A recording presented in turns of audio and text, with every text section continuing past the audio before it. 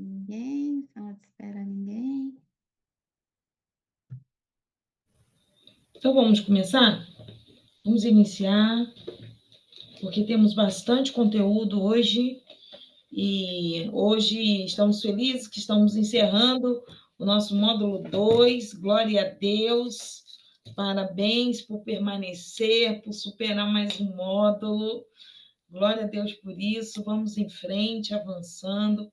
Amanhã, tudo na plataforma vai estar liberado, a prova, os exercícios, tudo para estar a gravação, tudo para vocês poderem fazer e fazerem com calma, tá bem?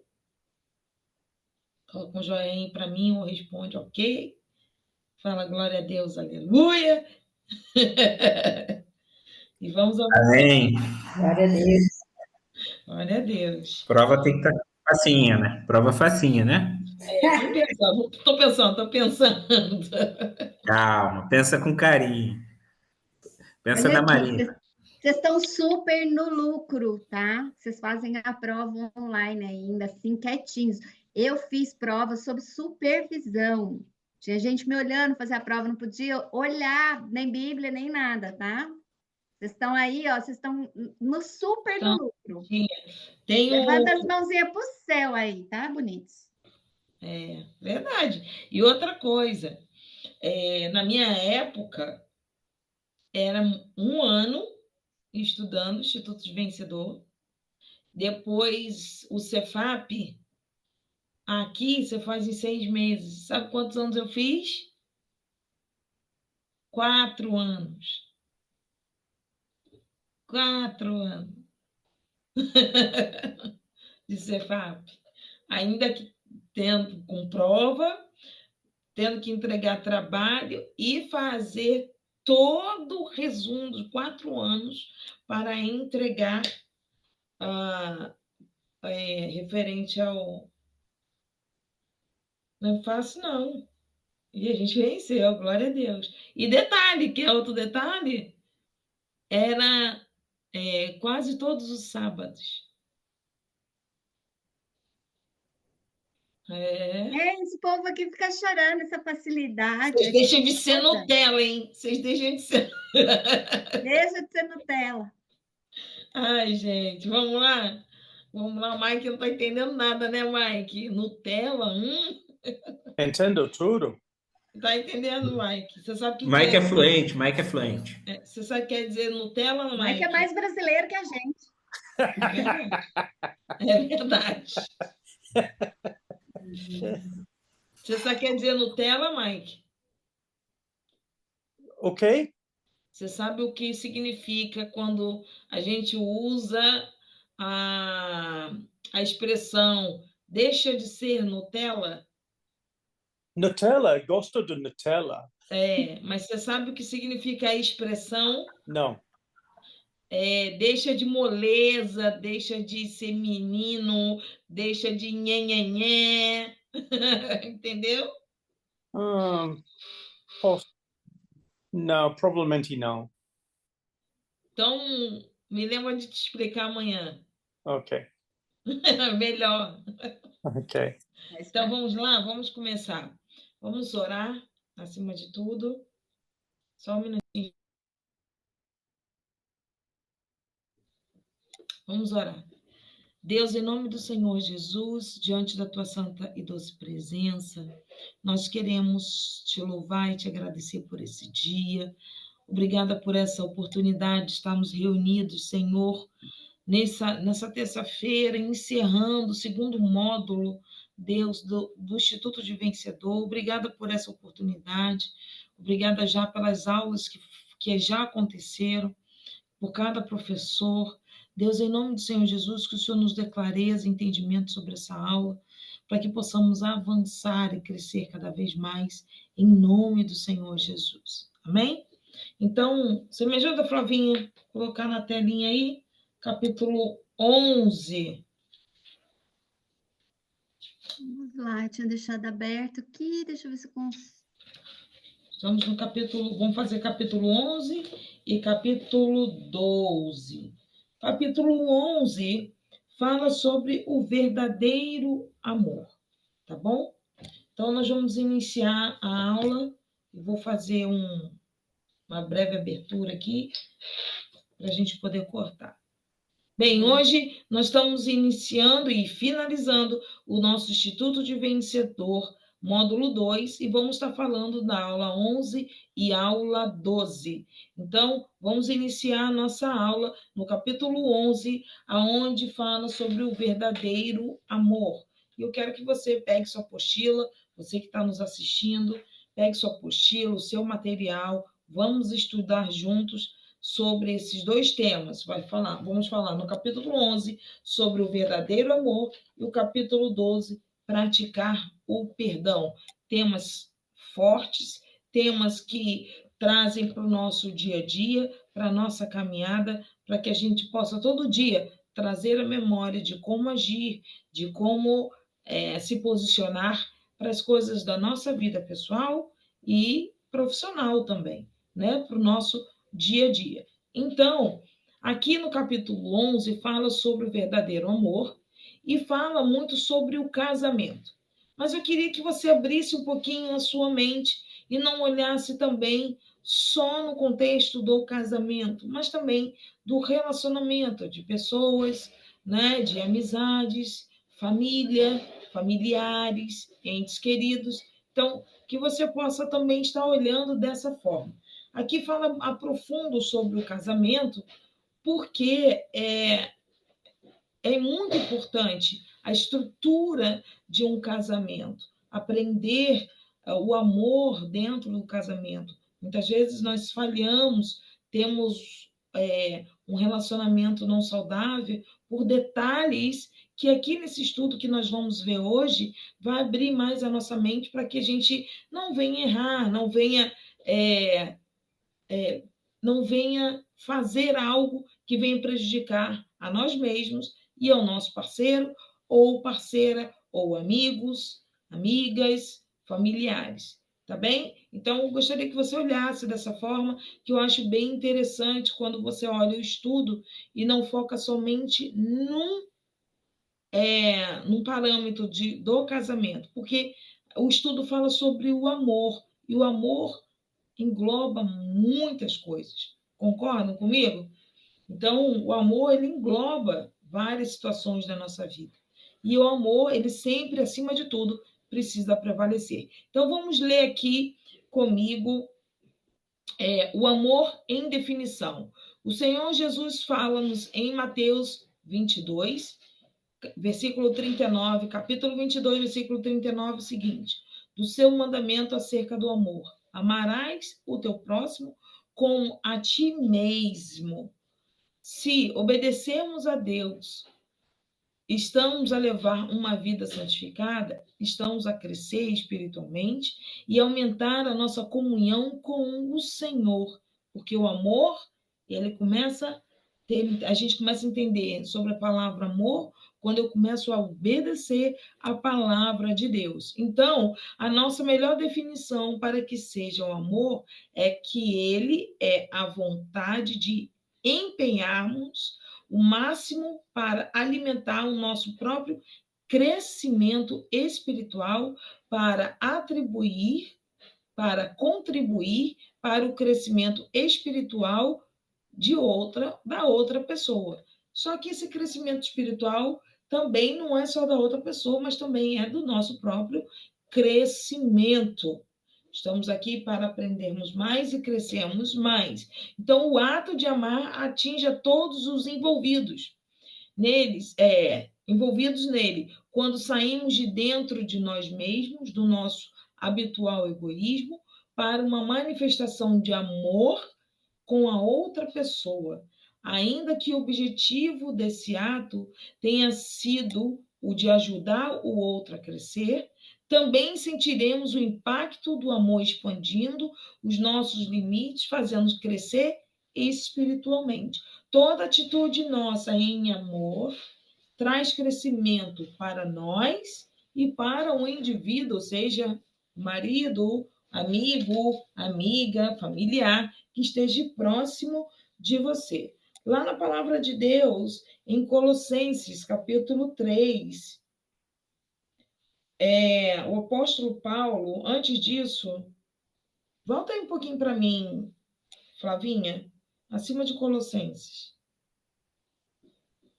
Mateus. Ah, não, desculpa. Eu estava no 11, desculpa, eu pulei aqui. Estava no capítulo 12 aqui.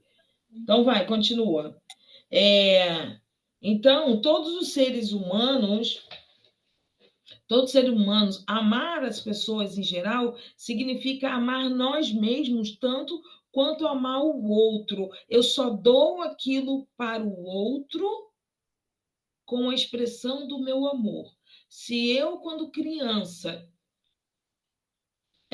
recebi dos meus pais e da minha mãe sempre pancada física ou palavras ruins, foi a expressão do amor que eu recebi dos meus pais. Logo, eu cresço falando palavras ruins, batendo em pessoas, achando que é a expressão do amor. Tudo que eu aprendo quando sou criança, eu trago para minha maturidade. Então, muitas coisas que nós fazemos hoje, em reação que nós temos, reflete muito do que aprendemos na nossa infância. Então, tem um caso, eu sou mentora e eu dou aula sobre sabotagem, e tem um caso que eu conto sobre isso, de um homem que cresceu, casou e ele formou uma família. E quando ele formou essa família, ele batia muito na mulher. Muito, muito, muito. Batia tanto que a esposa chegou a óbito. Bem, esse homem foi preso, e aí o que aconteceu nessa situação, que também vai servir para o capítulo 12. E aí ele foi preso, o filhinho ficou com a avó, e aí a avó foi visitar esse homem na prisão. E ela chegou lá para ele e falou assim: eu vim aqui te pedir perdão. E ele chorou muito. Por que a senhora quer me perdoar? Eu matei a sua filha. O relato conta. E aí ela falou assim: mas eu tenho algo que você não tem. Eu tenho a expressão do amor. E o amor me leva a perdoar. Ele, como assim? Eu nunca recebi isso. Aí ela perguntou: o que você recebeu? Aí ele contou: quando eu era pequeno, eu era espancado brutalmente pelo meu pai. Via a minha mãe apanhar brutalmente. Eu não tive ninguém para me ensinar. Isso que eu aprendi. E quando eu me casei, eu amei muito a sua filha. Mas a minha forma de amar era bater nela. Então, da forma que ele cresceu, a expressão do amor dele foi violenta, foi na violência. Mas nós temos que entender que o amor que Deus coloca na nossa vida é derramado para nós, para não reter para nós, mas para nos transformar e para transbordar. E quando a gente transborda esse amor, mas quando eu reconheço esse amor e me coloco nesta posição em receber e de querer ser transformado, como esse homem desse relato eu contei, ele mudou, ele falou: então eu quero aprender. E todos os dias a sogra ia lá para a prisão ensinar o verdadeiro amor. Ele foi aprender o que era amor. E eu falei: que amor é esse? Quando eu vi um relato, que amor é esse no coração dessa mulher? Não é? Um amor forte, que além de ter perdido a filha, liberou perdão e ensinou o significado de amar. É isso que Deus nos chama para fazer. Por mais que seja difícil, por mais que seja impossível, mas a nossa mente, ela precisa ser transformada. Romanos, capítulo 12, transformação da mente, não é assim que a Bíblia nos ensina?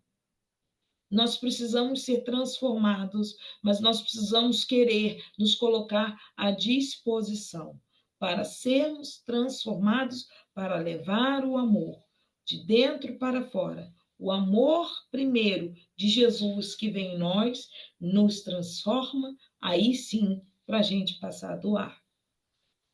Amém? Então, continuando no texto, quando amamos alguém, o nosso amor só torna real, isto é, desmontável, quando deixamos o nosso comodismo e damos um passo significativo de benefício para a outra pessoa. Aqui mostra o relato que eu acabei de falar para vocês. O amor não ocorre sem esforço, e é verdade. Muitas vezes é difícil. Deus fala, ame seu inimigo. Ore pelo seu inimigo. Amar o inimigo, quando temos alguém que nos machuca, que nos deixa triste, que faz algo grave conosco, nós precisamos amar ele. Porque é o amor que precisa falar mais alto, acima de todas as coisas. E nós vamos continuar lendo o texto. Então, o amor não corre sem esforços, pelo contrário, é muito trabalhoso. Para melhor entendermos o verdadeiro amor, temos que fazer uma distinção entre o desejo e a vontade. Então, eles chamam racional. São posicionamentos racionais. O desejo não se traduz necessariamente em ação. Já a vontade é um desejo suficientemente forte que resulta numa ação. A diferença prática entre os dois é como a distinção: gostava de ir ao cinema hoje, desejo, abrimos parênteses, ou vou ao cinema hoje, vontade. Vontade, fazer, determinar, ir. Vamos dar continuidade. Todos, de uma forma geral, desejam estar a amar, mas nem todos efetivamente estão a amar. Vimos, então, que o desejo do amor não é exatamente o amor. O verdadeiro amor é expresso a amar através das ações. Para eu amar, eu preciso ter atitudes. Para eu amar, eu preciso me posicionar. Para eu amar, eu preciso fazer. Lembra dos dois versículos, Tiago, capítulo 1, versículo 22, e Tiago, capítulo 2, versículo 17, diz: e sede cumpridores da palavra, e não somente ouvintes, enganando-vos a vós mesmos. E assim também a fé, que se não tiver obras, é morta por si mesmo. Então, a fé, se não tiver obra, é morta. Se o amor não tiver a obra, também é morto. Precisa ter um movimento. Então, esses princípios anunciados pelo apóstolo também são válidos para o amor. Não basta dizermos que amamos alguém. É preciso que existam ações de amor com carinho, atenção, não é? Cuidado, interesse genuíno em relação à pessoa que está do seu lado, seu cônjuge, sua mãe, seu pai, seu filho, seus amigos, pessoas que estão próximas de você, as necessidades e as suas aspirações. As ações práticas têm que ser reflexo daquilo que nós dizemos que sentimos.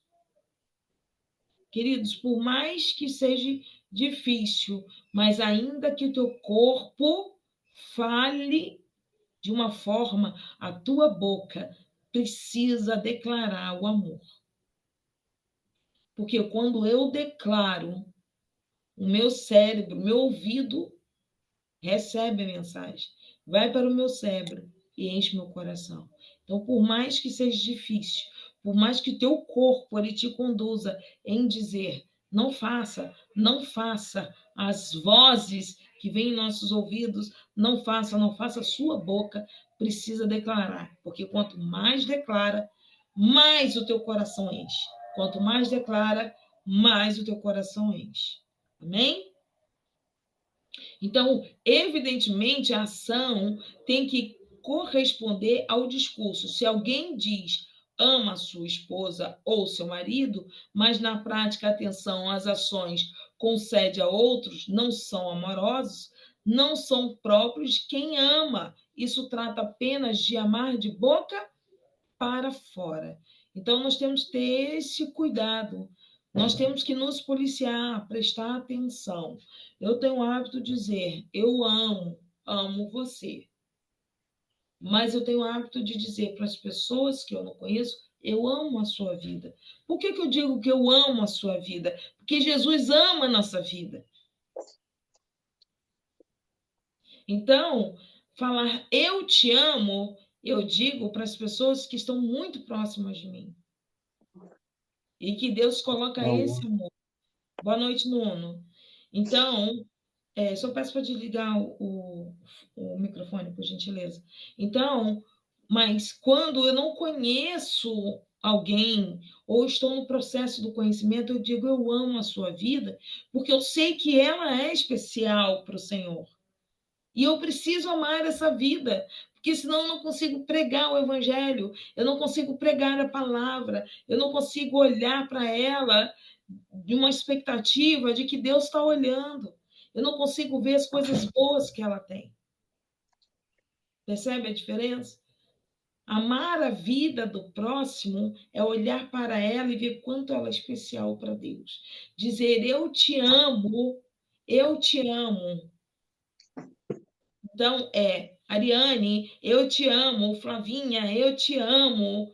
Meninos, eu te amo. Existe uma convivência, uma parceria, um conhecer, um processo. É diferente. Mas nós precisamos olhar para vidas, para pessoas, como Cristo olha para as vidas, em amor. Isso faz a diferença na nossa caminhada. E aí nós vamos aqui para paixão não é amor. E existe diferença, muita diferença.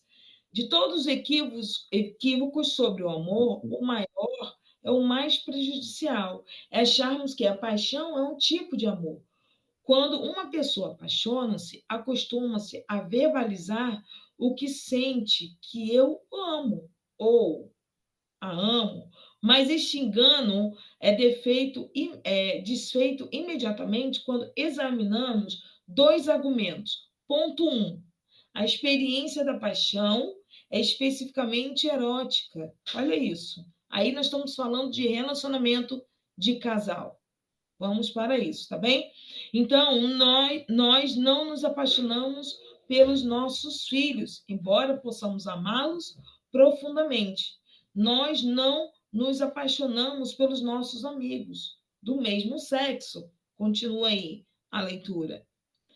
Ainda que possamos gostar muito deles, apaixonamos apenas quando estamos consciente ou inconscientemente motivados na área sexual. Então, a paixão estimula desejos sexuais em nós. O amor também, mas o amor é o conhecer. A paixão é muito imediata. O amor é um processo. Todo dia eu amo o Marcelo mais um pouco. Eu aprendi a diferença da paixão e do amor justamente no processo do meu casamento. Eu tive um relacionamento antes do Marcelo de 6 anos e eu achava que eu amava. Eu não amava. Eu tinha paixão. O estudo, que eu vou pedir para vocês depois lerem, porque ele é bem grande, mostra para a gente que exatamente sobre esse desejo da paixão e da dependência. Então, eu vivia uma paixão que, para mim, por não ter tido experiência, eu achava que era amor. Quando eu conheci o Marcelo e eu tinha um relacionamento abusivo, mas quando eu conheci o Marcelo e ele veio doando tudo que ele tinha, além de eu ter dado um stop nele, eu digo, para, porque daqui você não passa, porque eu tinha passado por um trauma, eu nunca tinha recebido tamanha delicadeza de uma rosa, de puxar uma cadeira para eu sentar, de abrir a porta do carro para eu entrar, de me colocar no canto da rua para me proteger. Eu nunca tinha recebido isso. E para mim, isso era um extraterrestre.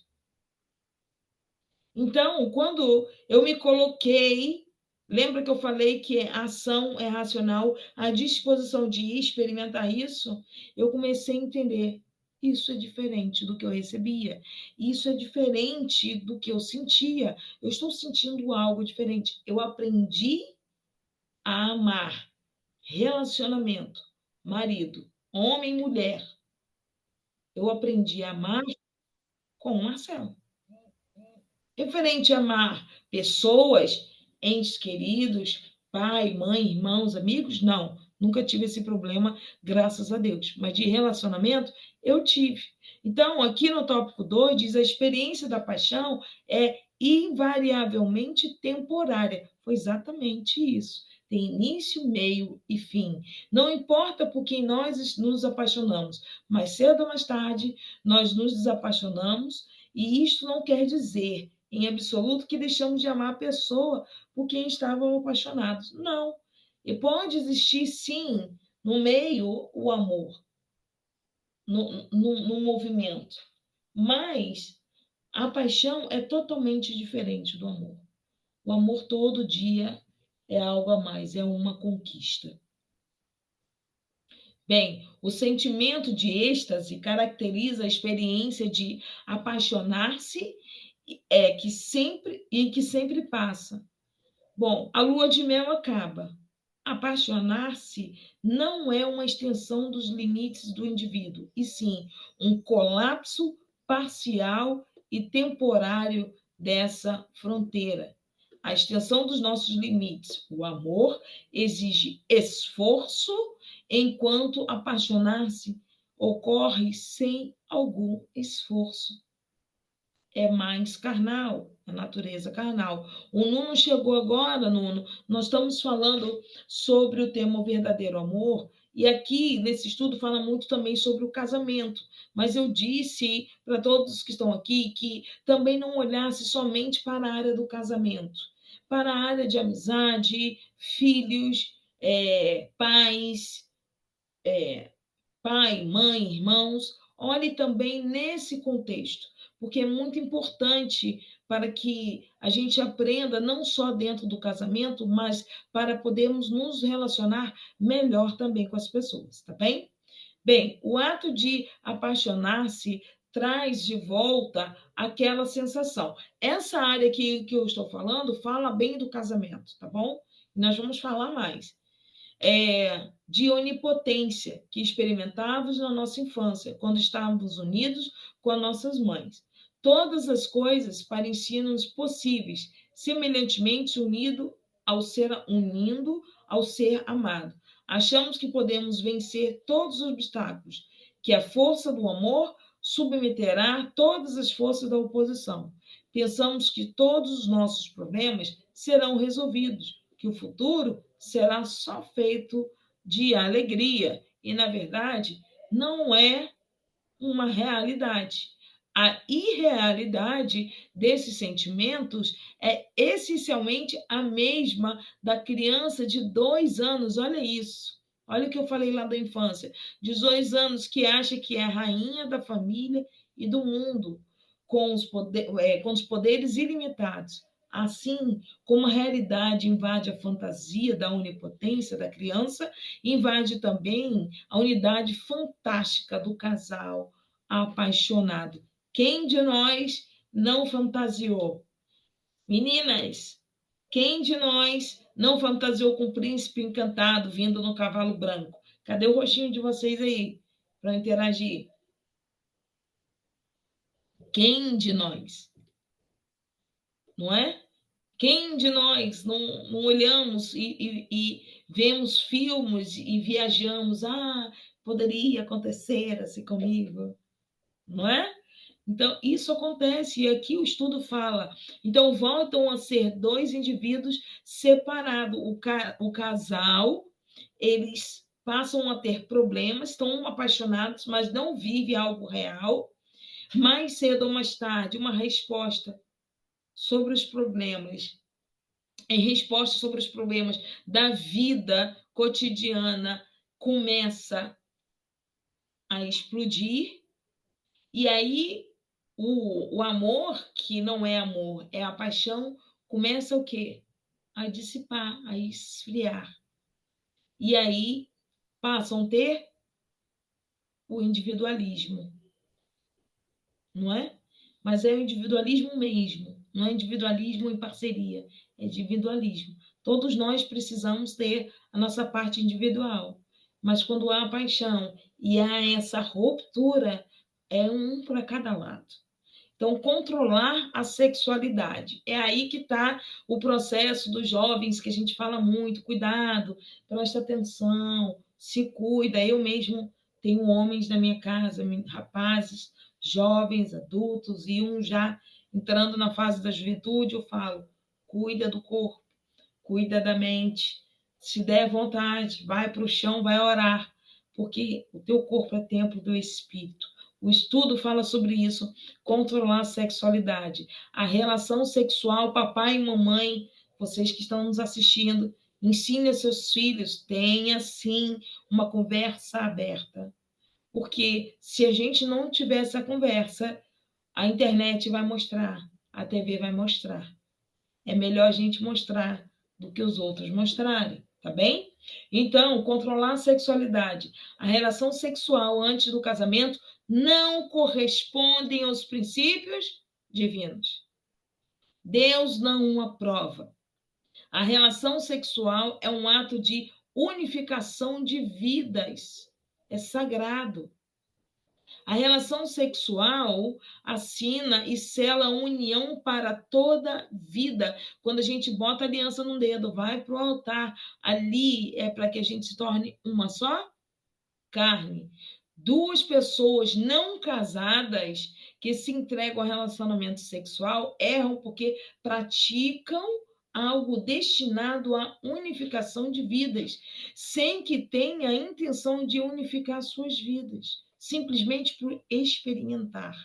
Natureza carnal, pecado. A relação sexual atrai-nos para o grande ministério de Deus de sermos uma só carne, como diz lá em Gênesis capítulo 2, versículo 24.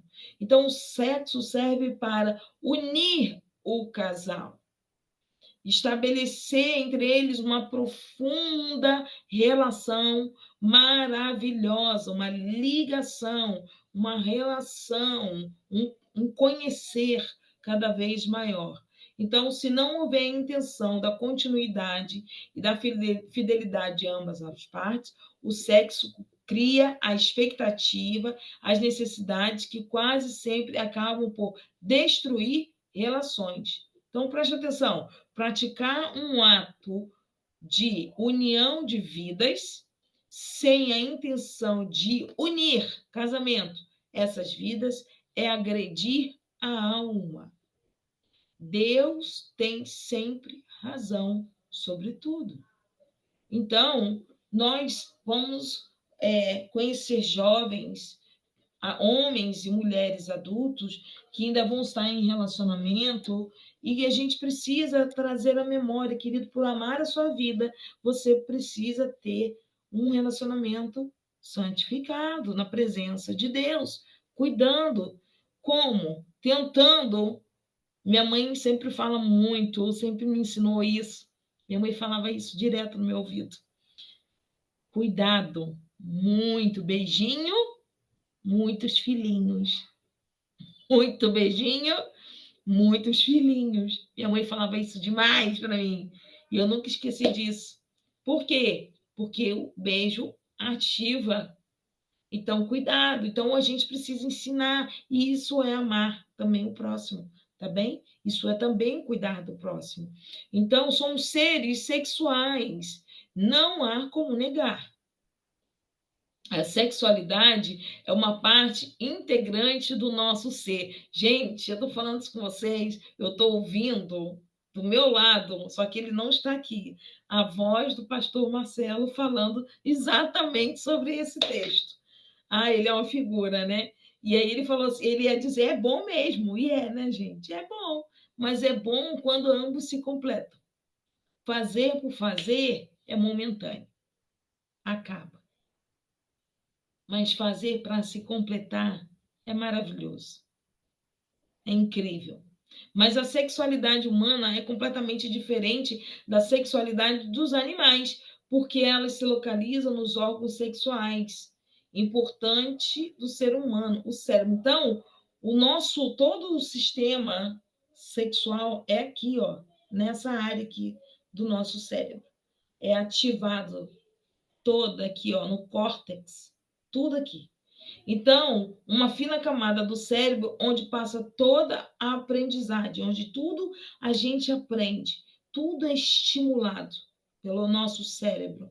O homem usa seu cérebro altamente desenvolvido para aprender como, quando e até mesmo se vai ouvir os seus impulsos sexuais.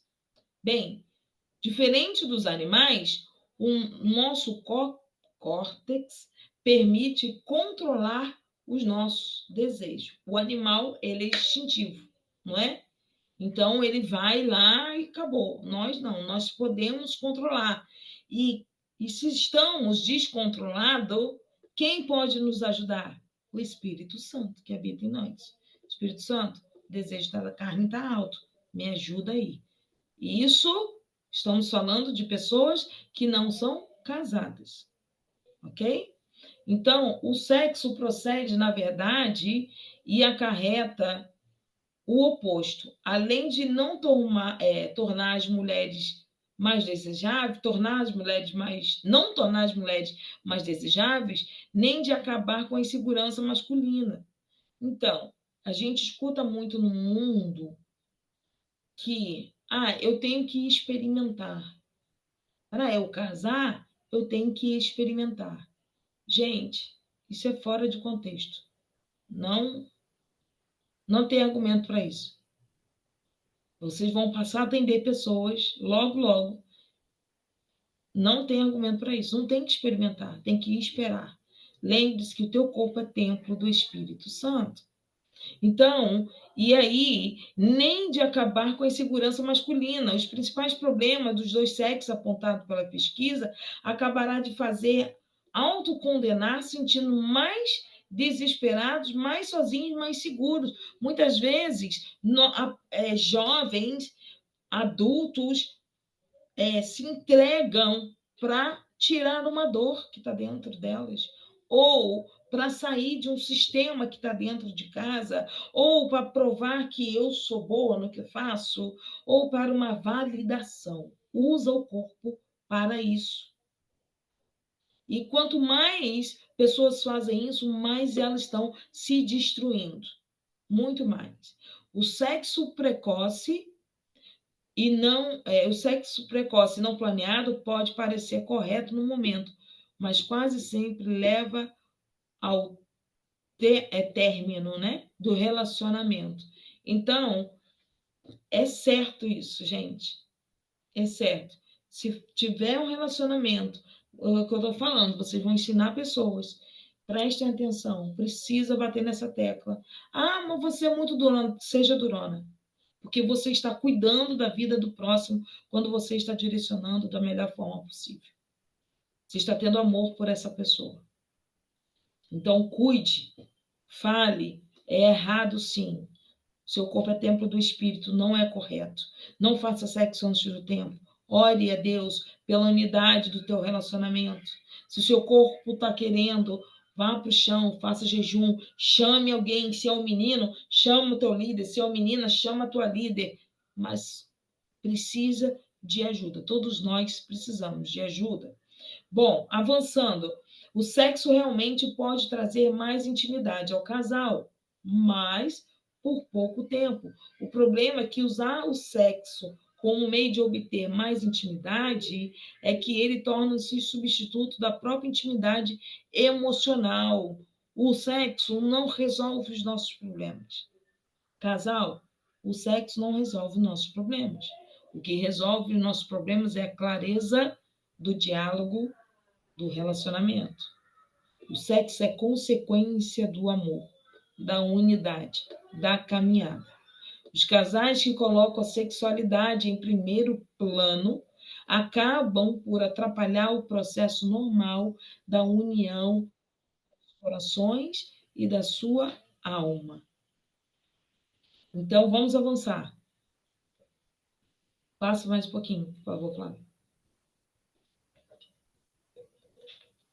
Então, isso a gente vê, o texto diz também sobre quanto a gente vê os atores, as atrizes na TV se relacionando e, de repente, acaba casamento por causa de um processo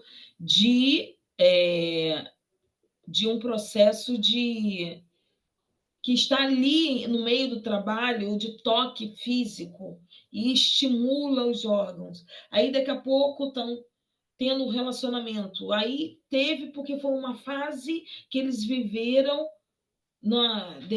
de acordo com a mídia, de acordo com as novelas, de acordo com o filme, viveram aquilo intensamente e daqui a pouco acaba, porque simplesmente foi carnal. O amor não é carnal. O amor está dentro, no coração. O amor não é carne. Existe essa diferença.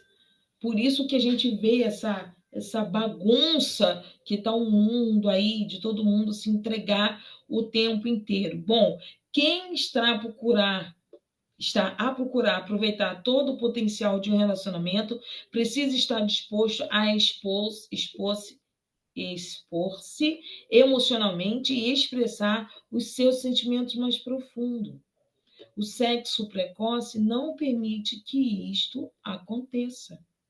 Então, quando eu quero gerar um relacionamento ou já tenho um relacionamento, eu preciso, dentro do meu casamento, dentro do meu namoro, ter um nível de intimidade de poder sentar, conversar e me expressar. No casamento, o sexo, eu vou te dizer que é a celebração, não é? Porque chegamos num denominador comum, vamos seguir em frente, vamos crescer juntos, vamos amadurecer juntos. É desse jeito. Antes do casamento, não. Mas, para isso, eu tenho um filho jovem que namora, que já pensa em casar. Eu digo para ele: se relacione com a sua namorada, tenha diálogo, converse, dê clareza a ela dê a você, para que quando, no dia certo, na hora certa, no tempo certo, vocês tiverem a relação sexual de vocês, vai ser de outro patamar. Porque vai ser algo respeitoso, vai ser lindo. Porque o sexo no amor, ele é maravilhoso, ele é lindo. Porque se não fosse, Deus abominaria. Mas o sexo é dado por Deus, porque é a unidade do casal. Amém, gente? Então vamos avançar. Aqui vai falar sobre pesquisa de casamento, sobre os indivíduos que andam errado, as dificuldades dentro do casamento, mas aí para aí e logo em seguida fala sobre a dependência, não é o amor. Dependência realmente não é o amor. O segundo equívoco mais comum sobre o amor é a ideia de que a dependência é o amor, e não é. Eu preciso ser dependente de Deus em todas as áreas da minha vida. Mas eu preciso ser parceira do meu marido. Marido precisa ser parceiro da esposa. Então, e ser ajudador um do outro. Dependência é bem diferente. A forma mais acentuada e dramática de dependência é o indivíduo que ameaça ou tenta suicidar-se. Quantas histórias a gente já ouviu sobre isso? Por quê? Não vai embora, não me deixa só, não fica, eu não consigo viver sem você. Por favor, isso gera dependência. Nós estamos colocando todo nosso amor na vida da pessoa e esquecendo de quem? De Deus, em primeiro lugar. Estamos botando Deus de ladinho e fazendo do nosso namorado, namorada, do nosso marido ou esposa, do nosso amigo ou amiga, do nosso pai e da nossa mãe, ou até dos filhos, um Deus, uma idolatria. E isso é pecado. Então, quando alguém necessita da outra pessoa para a própria sobrevivência, está a ser parasita do outro. Olha, forte isso, né? Não há escolha nem liberdade envolvida nesse relacionamento. É uma questão de necessidade e não de amor. Quer dizer, eu necessito ter isso. É meu amuleto. A pessoa que está do meu lado se torna o meu amuleto. Duas pessoas amam-se quando são capazes de viver sem o outro, mas escolhem viver juntos. Então, estamos evidentemente a fazer uma distinção entre o caso agudo, patológico, e nosso desejo comum de sermos paparicados pelo cônjuge, cuidados por alguém que se importa conosco. No caso da dependência, que é um desequilíbrio, as pessoas procuram-se com o que os outros podem fazer por elas. Isso também é vitimismo. Isso também é vitimismo, tá bem? Então, podem fazer por elas. Me perdi aqui, peraí. Por eles, excluindo o que eles mesmos podem fazer pelos outros.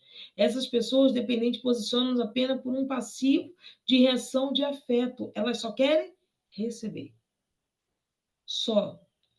O tempo todo. A dependência passiva nasce de uma falta de amor. Por que ela tem essa carência? Porque ela não recebeu. Ela busca caminhos para receber. E ela acha que o pouco de atenção que ela tem é a expressão de amor. Aí ela aumenta de uma forma, traz para ela, carrega aquilo para ela e pega a pessoa e diz: daqui você não sai. Agora você vai ficar aqui do meu lado. Porque isso que você me deu, nunca ninguém me deu. Então eu não quero perder você, não. Aí ela acha que isso é amor. Que ela está amando. E não é. Ela está adorando. Isso é muito grave. Então, a dependência pode parecer amor, porque é uma força que faz com que uma pessoa se afeiçoe à outra. Mas, na verdade, não é amor. É um tipo de anti-amor. Ela procura rever ao invés de dar e alimenta o infantilismo ao invés do crescimento. Então, você vai ver nela, pode passar, Flavinha, obrigada. Você vai ver sempre nela a criança. As atitudes dela, você sempre vai ver a criança. Então, sobe só um pouquinho para mim, por favor, Flávia.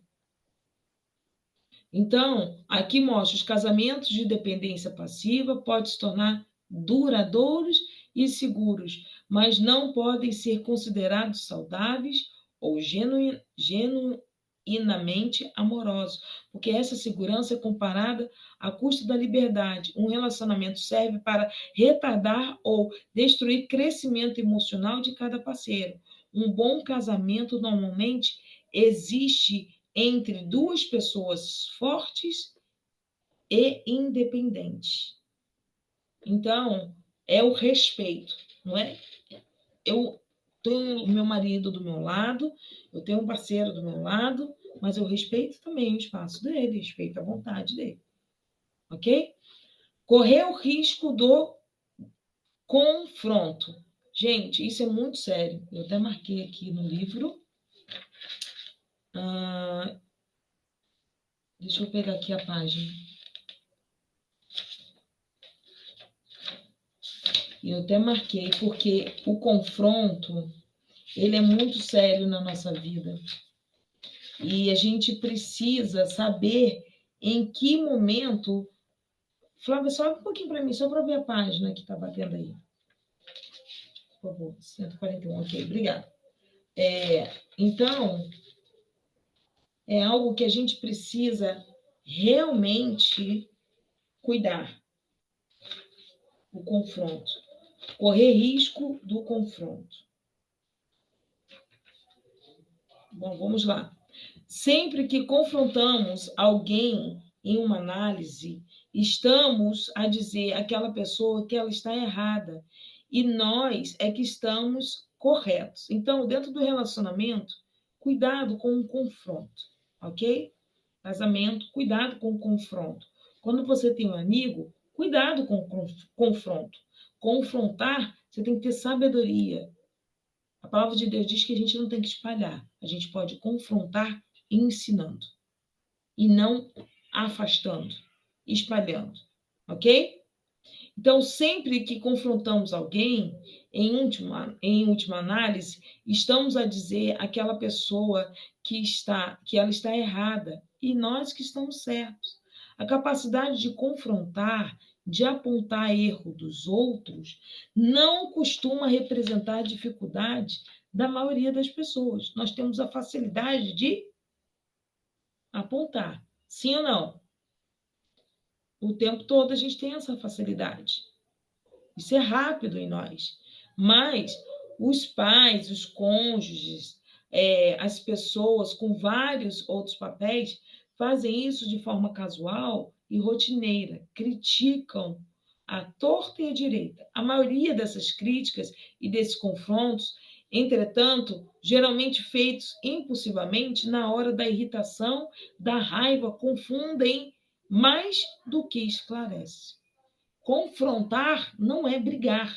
Confrontar não é dizer palavras ruins. Confrontar não é humilhar. Confronto é fazer a pessoa pensar. É ensinar ela a pensar. A sugestão que eu deixo para vocês é, quando você precisar confrontar, gere uma pergunta para ela. Não confronte batendo. Gere uma pergunta, porque toda pergunta faz todo indivíduo pensar. Então, você está agindo com sabedoria e você não está espalhando, você está juntando.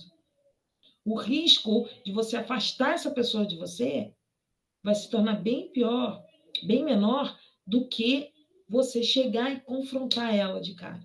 Então, faça pergunta, gere perguntas. Preste atenção no que ela te diz. Atenção nas palavras. Nós precisamos ativar a nossa audição. Prestar atenção no que ela diz. Isso serve para o casamento, isso serve para os namorados, serve para os amigos, para os familiares, para a empresa. Preste atenção. E aí, você, em vez de confrontar, apontando, dizendo, humilhando coisas ruins, gere perguntas em cima do que ela está dizendo. Mostre, mude uma história em amor. Isso é amar. Porém, deixar de confrontar quando o confronto é necessário para que haja crescimento na pessoa, que haja crescimento na pessoa representa um fracasso no ato de amar. Quando eu bato, eu estou fracassando no amor. Eu estou fracassando em levar a linguagem de Deus. Porque a linguagem de Deus é ensinamento. Deus nos confronta, sim ou não, quando a gente lê a Bíblia? Ele nos confronta mostrando, direcionando, perguntando o tempo todo. E é exatamente dessa forma. A Bíblia é incrível que ela nos ensina até de que forma nós devemos confrontar. A pessoa amorosa está frequente em um dilema, apanhada entre o respeito amoroso pela individualidade do ser amado e a responsabilidade de exercer uma liderança amorosa, quando o ser amado parece precisar. Entretanto, o mais sábio em qualquer relação tem realmente a obrigação de confrontar o outro com o problema. A pessoa amorosa exerce o confronto de forma humilde. Foi o que eu acabei de dizer. Gere perguntas, seja inteligente. Traga a pessoa para perto, não espalhe ela, não lance ela para fora. Se queremos ser ouvidos, devemos falar numa linguagem que o outro possa compreender. Eu acho que todos que estão aqui já ouviram falar da palavra clareza, que eu sempre falo. Clareza. Se não houver clareza, não há um bom relacionamento em qualquer área da nossa vida. A clareza, ela precisa permanecer. Então, se queremos ser ouvidos, devemos falar numa linguagem que o outro possa compreender. E um nível em que esteja a ouvir, seja capaz de aceitar. Se queremos amar, devemos esforçar para ajustar nossa comunicação às capacidades de sermos, de ser que amamos, do ser que amamos. Bom, então, não critique, sobe um pouquinho para mim, não critique o outro. A certeza instintiva e espontânea de estar certo ou de uma crença possivelmente está correto, a qual o indivíduo chegou depois da dúvida, do autoexame dos cuidados. A primeira maneira é o caminho da arrogância. Então, quando eu estou posicionada aqui, eu acho que aquilo que está em mim está certo, eu vou brutalmente lutar em favor da minha razão. Nós, como ensinadores da palavra de Deus, nós precisamos não ir brutalmente, mas ensinar a pessoa, calma, senta aqui, vamos conversar, deixa eu te ouvir, por que que você acha isso? E ela vai dizer. E aí você entra com a pergunta. Isso é muito importante para a caminhada de uma liderança. Isso é ter sabedoria, tá bem? Então vamos avançar, que falta pouquinho. Amar com sabedoria. O amor genuíno implica uma dedicação, um compromisso e também a sabedoria. Os nossos sentimentos de amor podem ser limitados, mas a nossa capacidade de sermos amorosos não é. Então, eu digo para vocês, não pare de praticar o amor, mesmo que seu corpo diga ao contrário, declare. Mesmo que você não queira, faça. É importante para o seu crescimento, para o seu desenvolvimento, principalmente na presença de Deus, principalmente na intimidade com Deus. Deus vai te ensinar muito mais. Quanto mais eu sirvo em amor, mais eu recebo de Deus, mais experiência, porque o testemunho do próximo faz engrandecer o nome de Deus também para a minha vida. Amém? Então, o verdadeiro amor não é um sentimento para dominar, e sim uma decisão bem pensada. Escolha amar. Pessoas vão se levantar contra a tua vida, pessoas vão falar mal de você, pessoas vão fazer coisas ruins, mas a sua decisão racional é: eu escolho amar. Eu escolho amar. É uma escolha, é uma decisão, é uma posição. Amém? Então, embora a gente já tenha ouvido tantas coisas, existe uma pesquisa que vocês vão ler aqui que fala sobre divórcios com pessoas que fazem escolhas erradas, ok? Então, são tantas coisas, tantos relatos que vocês vão ver, estudem, porque esse estudo está grande e tem muitos detalhes que é importante vocês darem uma olhadinha como experiência, tá bem? Então, fala sobre a fase do namoro, que eu já falei. Abaixa só um pouquinho. Aqui está aqui em negrito, ó. Quanto mais conhecemos sobre os valores da pessoa de quem estamos interessados, mais iremos saber sobre o futuro do nosso relacionamento. Aqui fala daquele que quer namorar, mas também, se você olhar para o outro lado da amizade, também pode falar para o futuro do relacionamento da sua amizade. Pode ou não pode? Pode, não é? Então, o relacionamento da sua amizade, o relacionamento da sua liderança, o relacionamento do seu casamento futuro. Isso tudo pode, você pode olhar dessa forma. O estudo mostra algo mais fechado, mas a sua mente ela precisa abrir e olhar também em outras situações. Como você aplicaria isso? Então, quem ama com sabedoria não procura mudar o outro, mas procura ajudar, a impulsionar, a segurar na mão. Mudar, eu querer que o Marcelo mude, é uma determinação minha. Isso não funciona. É o meu querer e não é o querer dele. Decisões são individuais. Coisas são como parceria. Mas quando a gente fala de indivíduo, é o indivíduo, uma pessoa, é decisão dela, posição dela, e ela precisa. E muitas vezes, homens ou mulheres tomam decisões que não são saudáveis, e parceiro ou a parceira, a arma que ele tem na mão é a oração.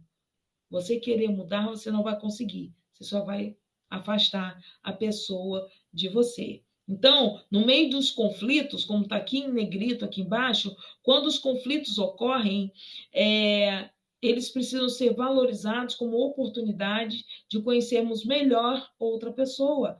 Quem ama com sabedoria, investe tempo para analisar, compreender o porquê das palavras duras proferidas, os sentimentos feridos para crescer um relacionamento. Nos momentos em que estamos aborrecidos, nós lançamos palavras duras. Ei, presta atenção, por que minha parceira, por que meu parceiro está falando desse jeito? Alguma coisa está acontecendo.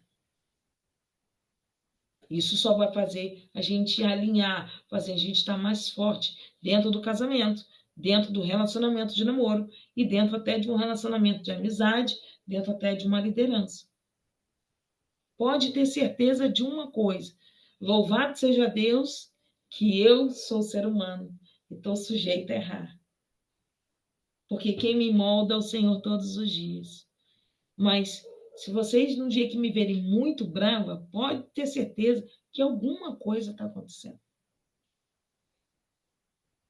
Alguma coisa está acontecendo, muito grave. E eu tenho a minha expressão facial, ela grita, chega primeiro do que eu. Aí, sem querer, eu posso dar uma patada em alguém. Posso. Por quê? Porque, infelizmente, aquela pessoa chegou no tempo errado, na hora errada. Acontece. Não é? Mas, depois, eu preciso reconhecer que eu errei. Aí que vem a presença de Deus na minha vida. Eu preciso reconhecer, eu estava errada. E dizer, olha, me perdoa. Aquilo não foi para você. Eu não tinha que agir assim com você. Tudo que eu falei não foi para você. Senão Deus não me muda, senão Deus não me transforma. Se eu deixar para lá, eu estou machucando e eu estou afastando essa pessoa, tanto de mim, inclusive de Deus. O que a gente atende de pessoas que estão afastadas da igreja por decepção pastoral, de liderança, gente, é absurdo. Por quê? Porque as pessoas carregam essa dor dentro delas e elas acham que todos vão fazer. Só que as coisas não são assim. As coisas não são assim. Então, todos os dias, eu e o Marcelo, a gente sempre toma uma pancadinha. No decorrer da caminhada, a nossa maturidade foi ficando mais forte. Quando vem a pancada, a primeira coisa que eu vou pro chão. Falo, Senhor, toma que é teu. Essa palavra é tua, esse gesto é teu, estou entregando, não recebo, libero perdão. Eu aprendi, porque eu preciso ter uma vida saudável com Cristo, porque quando eu me fecho, eu não recebo o amor de Deus e perco as melhores oportunidades da minha vida. Por isso que eu preciso entender, eu tenho que agir com sabedoria, com o marido, com discípulos, com amigos, com família. Amém? Então, já estamos chegando quase no final desse capítulo. Vai mais um pouquinho. Quem ama com sabedoria, volta lá, quem ama com sabedoria também usa artifícios, pretendendo ser quem efetivamente não é. Porque sempre que sustentamos uma imagem que não é, a estamos a participar de um jogo que fatalmente vamos perder. E é certo. Então, portanto, devemos ser autênticos, quem realmente somos, e aí o namoro, o casamento, a amizade, o relacionamento em geral seguirá e o seu curso será normal, não é? Outra característica do amor sábio é de respeitarmos a nós mesmos. Precisamos respeitar os nossos limites. Precisamos respeitar as nossas dores, as nossas tristezas, as nossas decepções. Mas você tem, antes do pôr do sol, liberar perdão, que nós vamos falar já no próximo capítulo. Mas antes que o sol se ponha, libere tudo, entregue para Deus. A sua dignidade, a tua postura, o teu crescimento, o teu amadurecimento, o amor que precisa reinar dentro de você, precisa estar firme na sua caminhada. Amém? Voltando, vai mais um pouquinho. Anda mais um pouquinho para mim, Flavinha. E aí, nós vamos fazer uma pausa de 5 minutos. Vamos entrar no tema sobre o perdão, que é fantástico, praticar o perdão. Então, nós temos 5 minutinhos, vamos tomar um sumozinho, levantar, esticar o corpo e já voltamos. Amém? A gente já volta.